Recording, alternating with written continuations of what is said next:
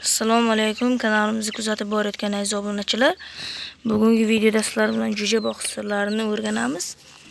Ko'rib turganlaringizdek, jo'jalarni tashqariga chiqarib turish kerak. Mana bunaqa joylarda o'ziga kerakli minerallardan tarvuzdan berganmiz, yeydi, oladi. O'ziga kerakli narsalarni.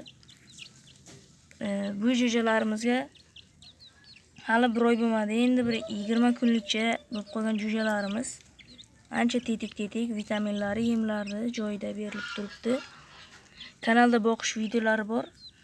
Agarda ko'rib chiqsalaring, sizlar ham jo'jalarni boqib katta qilasizlar. Inkubatorda qanday oshirish, hamma videolari kanalimizda mavjud.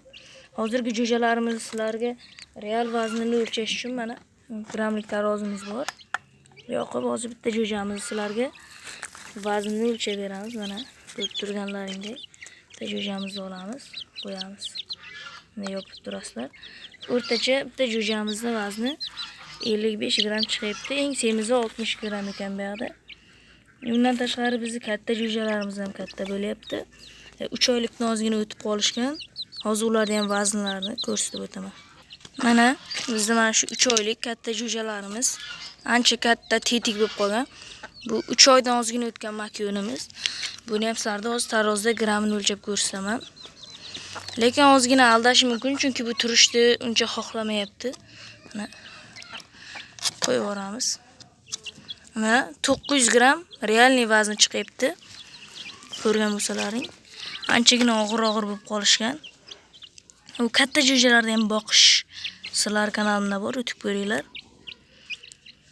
Xullas, jo'jalarimizning vazni shu yoshlarda shuncha chiqibdi.